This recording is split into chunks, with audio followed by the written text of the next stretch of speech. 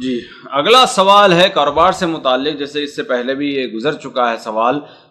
ساتھ ہی پھر ایک مرتبہ پوچھتے ہیں کہ اگر ہم اپنے ملک میں جہاں پر گاڑی جو ہے اگر نقد لی جائے 63,000 میں ملتی ہے، اور اگر اسی کو قسطوں پر لیا جائے تو 72 میں ملتی ہے، 2 سال میں اس کو ادا کرنا ہوتا ہے، کیا اس طریقے سے گاڑی انسٹالمنٹ پہ لی جا سکتی ہے یا نہیں؟ بھائی دیکھیے،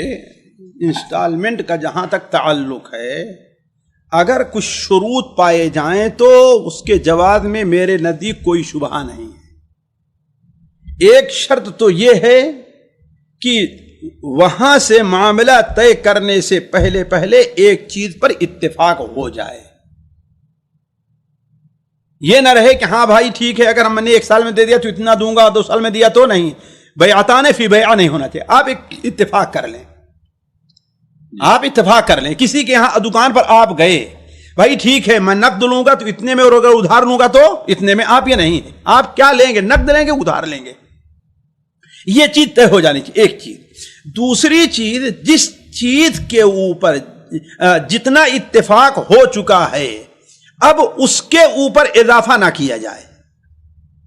دیر کرتا ہے، جلدی دیتا ہے، اس میں کوتاہی کرتا ہے، اس پر اضافہ نہیں ہے۔ دوسری کارروائی کیجئے، آپ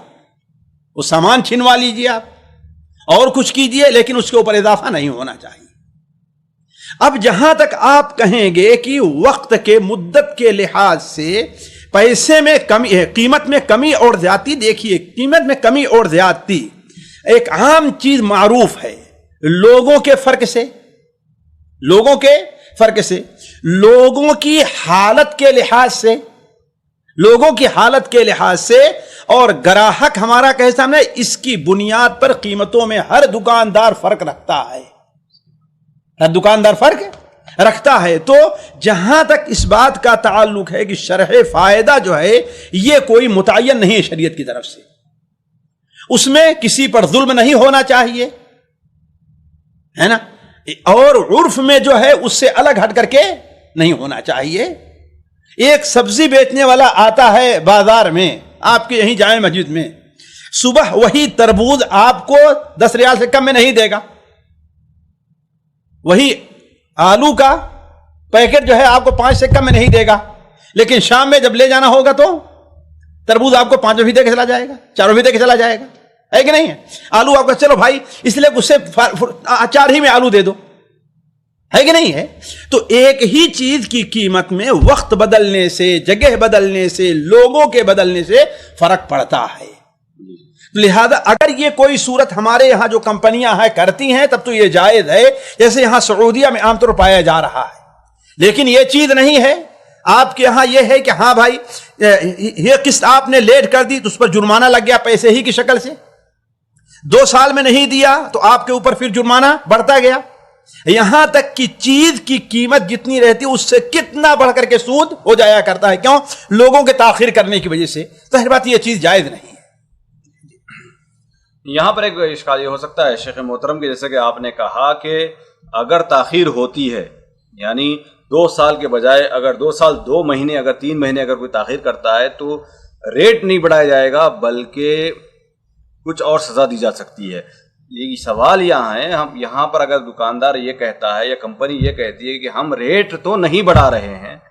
لیکن پینالٹی کے طور پر ہم، یہی پینالٹی تو، یہی تو سود ہے نا،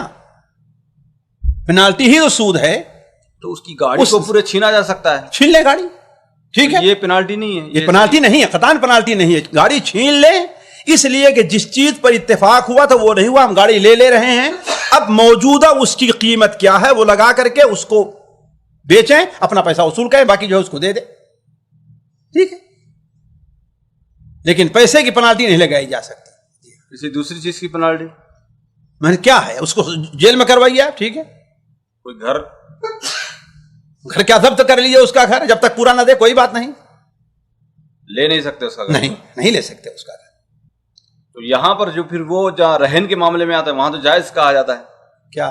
کہ قرض دیا جاتا ہے، اگر اتنے دنوں میں اگر نہ دیا جائے تو وہ گھر پورا لے لیا جائے گا۔ یہ کہاں ہے؟ یہ شرط اگر اس سلسلے میں ہے، اگر دیکھیے اس کے لیے کئی شروط وہاں پر آئی تھی، ایک لفظ میں نہ بیان کیجیے آپ،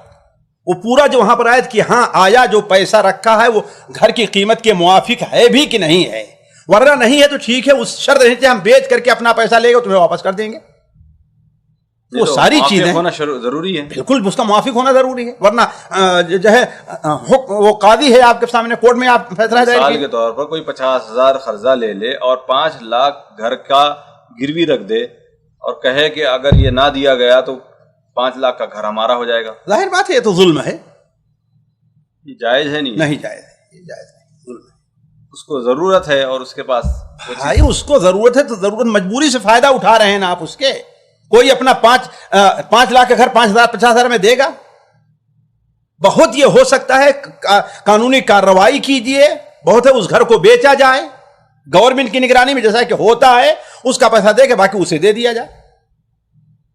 دیکھیے اس کے لیے اور بہت سے قانون ہیں. مثال کے طور پر کسی کو 50,000 کی ضرورت پڑی اور 5 لاکھ کے علاوہ گھر کے علاوہ اور کوئی ضمانت کی چیز نہیں ہے تو پھر کیا کرے گا؟ تو بھائی گھر ضمانت پر لے لینا، نہیں دے رہا ہے، وقت گزر گیا تو اس کے لیے قانونی کارروائی کرے. گھر اس کا کیوں قبضے میں کر لے اپنے؟ کورٹ ہے، پولیس ہے، پنچایت ہے، بہت سی چیزیں ہیں.